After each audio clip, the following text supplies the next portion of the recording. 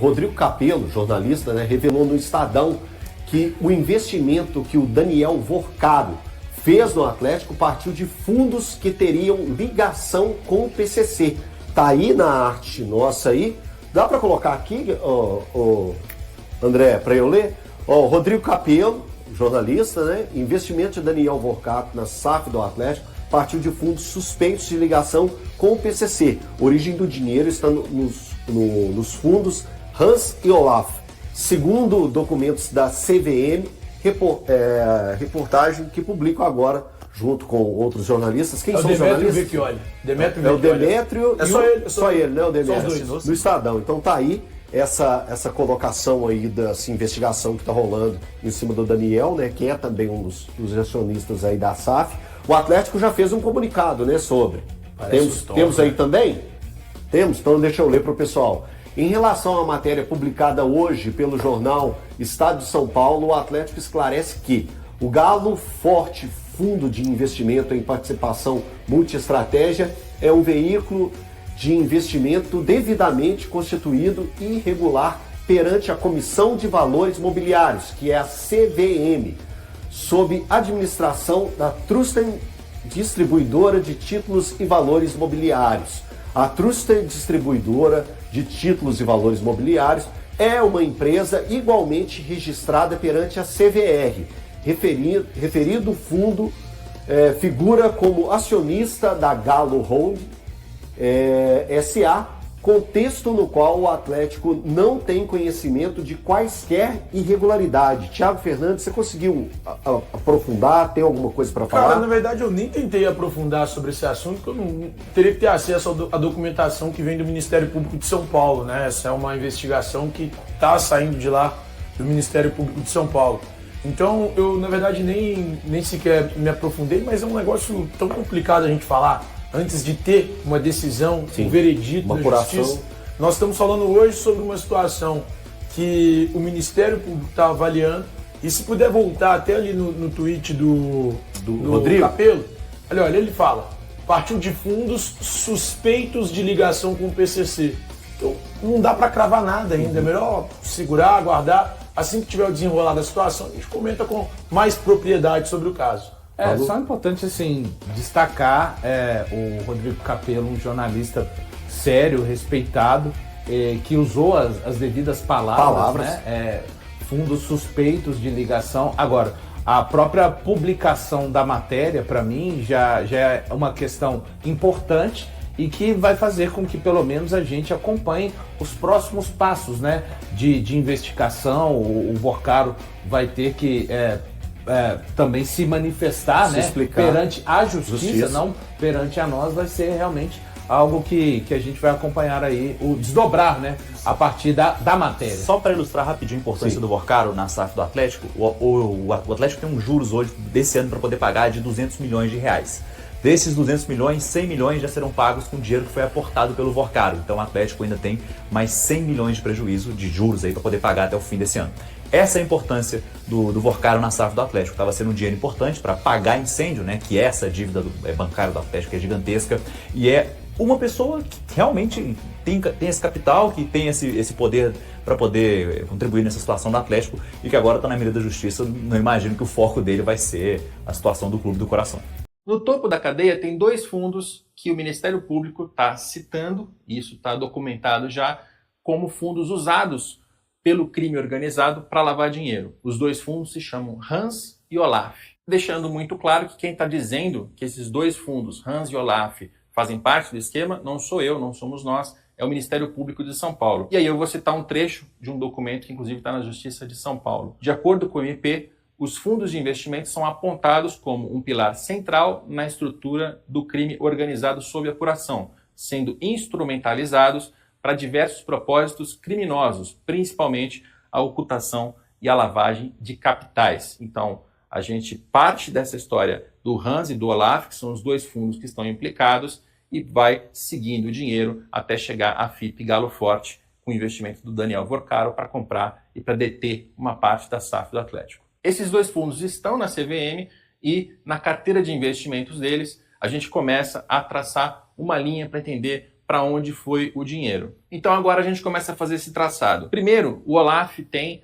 um patrimônio de 19 bilhões e meio de reais. Isso segundo um retrato que está na CVM do mês de novembro de 2024, que é o mais recente. O Olaf investiu no Hans, que eu vou usar os nomes mais simplificadamente, mas eu estou falando de todos esses fundos de investimento. O Hans tem 35 bilhões de reais em patrimônio, e isso segundo um retrato de março de 2025, sempre tratando daquela data mais recente que se pode fotografar com base na CVM. Esses dois fundos já foram citados pelo MP como fundos com dinheiro ilícito e tiveram seus escritórios, inclusive, investigados. Teve um mandado de busca e apreensão em ambos, tanto no Hans quanto no Olaf, nos escritórios na Faria Lima, em São Paulo. E aí, seguindo esse traçado, o Hans faz um investimento em outro fundo chamado Alepo.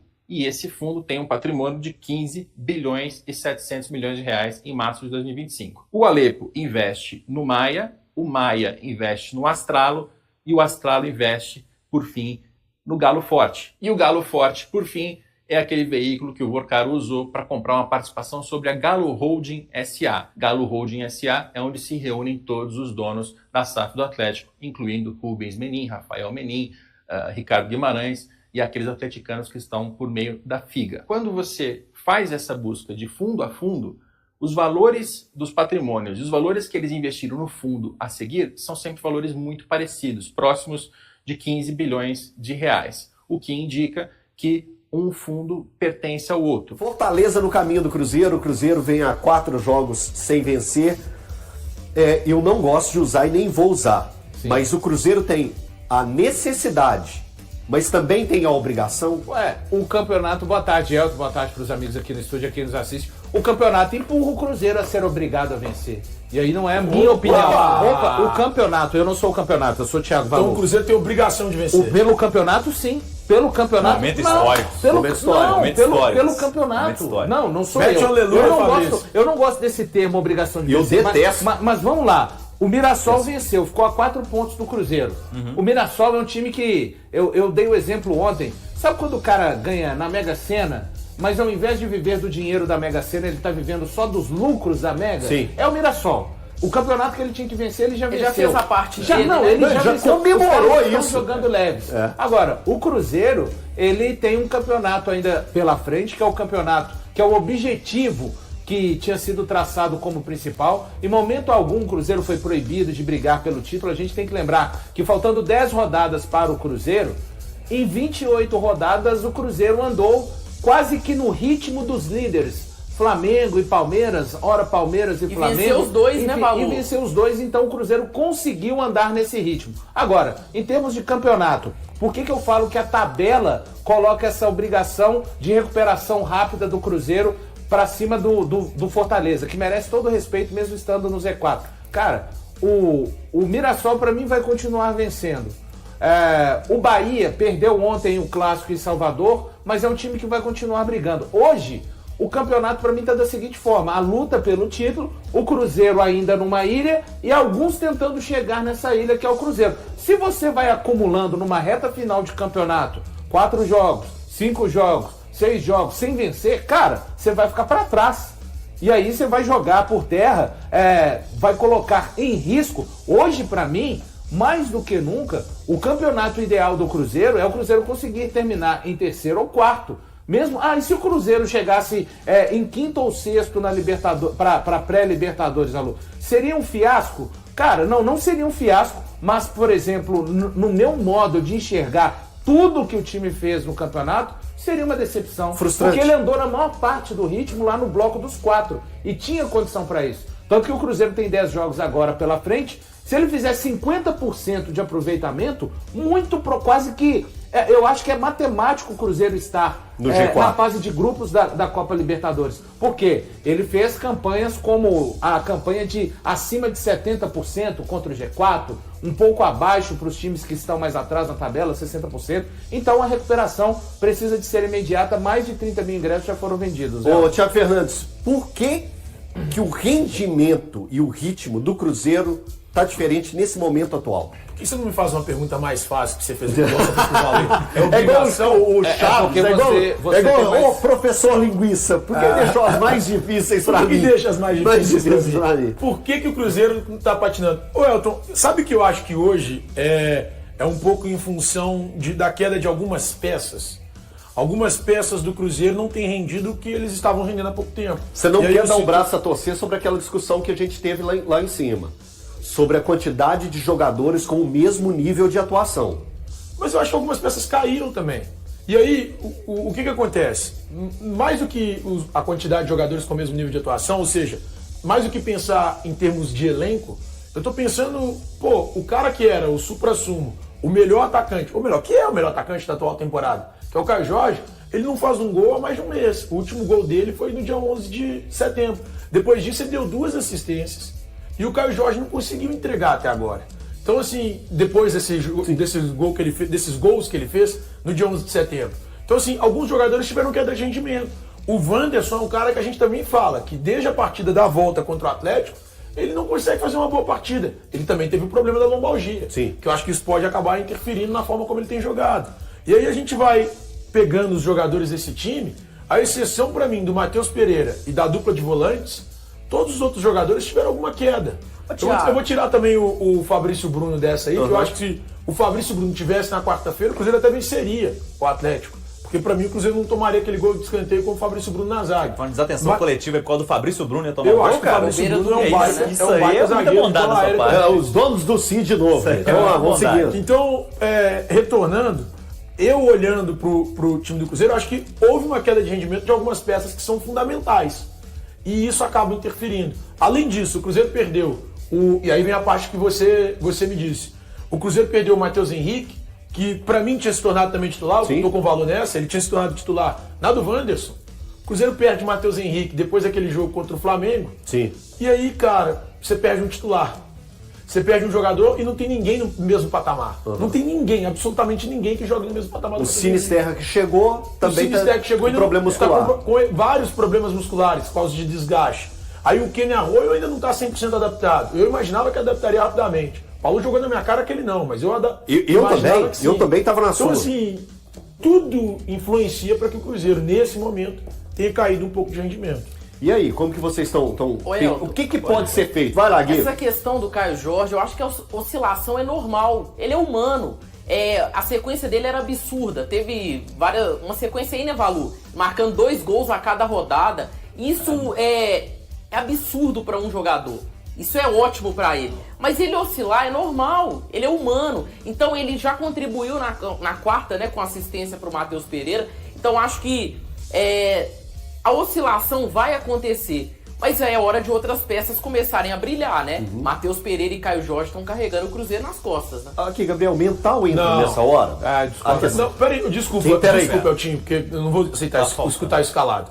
Matheus Pereira e Caio Jorge estão carregando o Cruzeiro nas costas. Mas não estão. Você sabe que não estão. Coletivamente o time do Cruzeiro é muito bom. Coletivamente o Cruzeiro é muito bom. Mas eles concentram os gols. Eu vou defender o Guilherme. Eles concentram. É isso que eu quis dizer. A bola na casa, falar bobagem junto com o Guilherme. Eles concentram. Não, vai. Você tá querendo desmentir? Não. Eles concentram, cara. Eles decidem jogo. Tá concentrado neles. Não, tá, isso aí... Não, tá concentrado no número de gols, mas, cara, peraí. Futebol é o que, cara?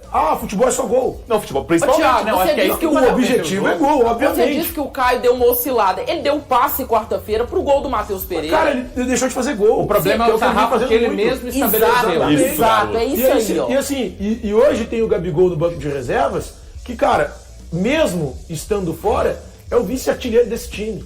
Então eles não estão carregando o Cruzeiro nas costas. O Cruzeiro tem um bom elenco, um time muito bem treinado, e você, nesse momento, a partir do momento que você disse que são 2 jogadores carregando o time nas costas, você desrespeita o trabalho do Jardim. Não vem atribuir isso, não. Você desrespeita o trabalho do Jardim, que é o melhor trabalho do país na atualidade. Você Não, desrespeita o trabalho do Você Jardim. entendeu o que eu Parabéns, quis o Breno dizer. Galante deixou um Você entendeu o que eu quis cabeludo dizer. e mais Não, jovem. não, Parabéns. isso não. Breno Galante 2. É que os gols são concentrados dos dois. Mas a coletividade existe. Tá você lá. tem o Christian, você tem o Wanderson, são importantíssimos. Mas E essas tem por que peças, os dois carregam nas mas costas? essas peças estão vivendo Porque um o momento de Wanderson não fez oscilação. um gol. também. É por causa da oscilação. Isso. Por isso que o Guilherme falou. Então seria isso, né? Isso. Por causa dessa oscilação, principalmente de jogadores como o Wanderson, como o O Christian. Lucas Silva não fez um jogo bom contra o Sport, não, gente. Pai, chega contra o Red Bull Bragantino, faz aquele golaço. Mas não E foi, o Guilherme foi fala antes, que mas o ele Caio não- Jorge Tia, carrega mesmo nas assim, costas. foi antes, tia. Ele também tá oscilando. O Bragantino foi antes. Eu tô aí ligado, depois eu tô ligado, vejo- tô ligado. Só pra gente ir colocando. Eu ia te perguntar sobre mental. Se entra nesse momento, se o time do Cruzeiro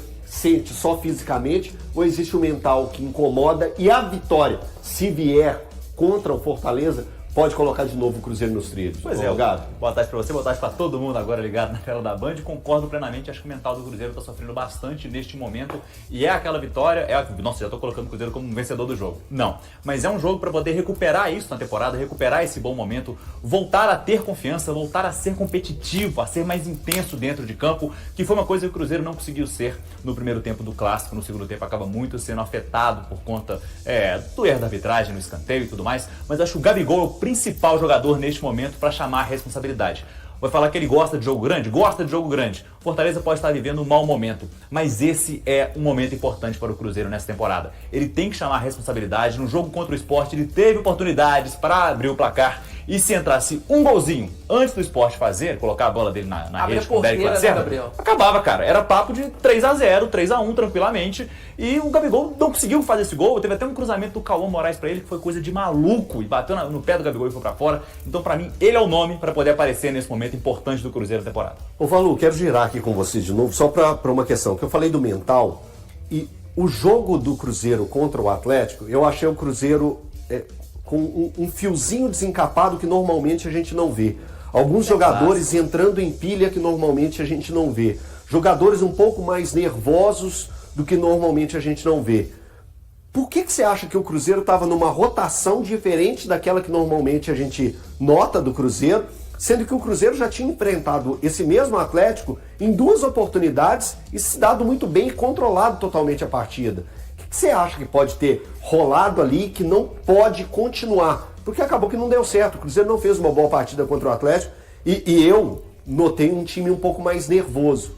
É difícil dizer, né, os motivos ou o motivo, mas assim, a reta final da temporada, até o Fabrício, ex-jogador, né, do Cruzeiro, ex-volante, fala, tá chegando, no começo da temporada você tem os objetivos traçados, né, só que tá muito longe para você visualizar aquilo. Só que quando chega agora nessa parte final, você já tá muito perto, né? O Campeonato Brasileiro, por exemplo, o Cruzeiro, faltam apenas 10 jogos. Tem os jogos da Copa do Brasil, então vem a questão física, o desgaste. Às vezes você tenta, ele, Fabrício falando, né? Às vezes o jogador tenta colocar o jogo dele em prática, colocar aquilo que o técnico passou, não consegue. Isso vai gerando ali um conjunto de mini frustrações. E é a parte importante do jogador conseguir administrar. Eu acho que, sobretudo, contra o Fortaleza, o Cruzeiro precisa de tentar voltar à origem. Eu acho que toda vez que o Cruzeiro se demonstra em alguns jogos um pouco acima do tom, no aspecto desconcentração, no aspecto nervosismo, ele deixa de lado aquilo que de fato é a base que criou esse time ser tão confiável e sólido no Campeonato Brasileiro, que é o jogo. Toda vez que você entra em outras coisas, uma provocação um pouco mais ácida, que faz parte do futebol, tá? Mas o Cruzeiro, ele não é um time que se destaca, tira o adversário do sério, porque tem... Não, o Cruzeiro tirou os adversários do sério no Campeonato Brasileiro quando esteve muito concentrado e fazendo o seu futebol. Então eu acho que esse é o principal objetivo do jogo sábado. Se o Jardim e os atletas conseguirem ter a paciência para realizarem, mesmo essa bola não entrando de repente logo nos primeiros minutos, que era uma característica muito deste Cruzeiro durante boa parte do campeonato, as coisas vão voltar e as vitórias, né? Lembrando que o Jardim igualou o maior período sem vencer, que são 4 jogos. Ele tinha ficado contra o Independente Santa Fé na estreia da Sul-Americana, aquela derrota com arbitragem nefasta contra o Inter, perde para o Mushuki Runa. Aí vem o empate contra o São Paulo. E dali por diante, no 5º jogo, que é exatamente, por exemplo, esse quinto jogo contra o Fortaleza, o Cruzeiro vence o Bahia e começa a retomar para uma campanha extraordinária na competição. Bem lembrado pelo Valu, essa sequência aí. Leonardo Jardim atingiu a marca de 800 jogos como técnico e agora enfrenta um novo desafio: impedir o maior jejum de vitórias desde que chegou ao Cruzeiro. No clássico contra o Atlético, o treinador português completou 4 partidas sem vencer, igualando sua pior sequência à frente da equipe. Nos últimos 4 confrontos, o time celeste somou 3 empates, diante de Flamengo, Sport e Atlético, e sofreu uma derrota para o Vasco, conquistando apenas 3 pontos dos 12 possíveis.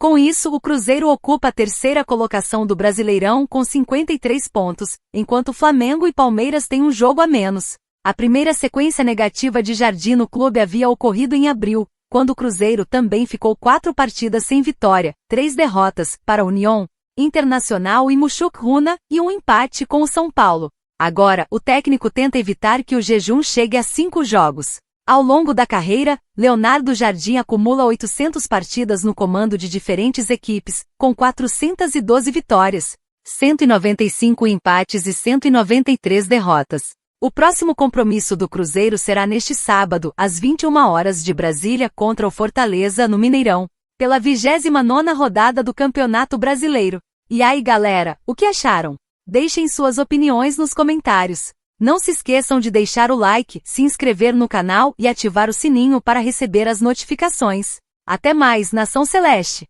Vamos pra frente!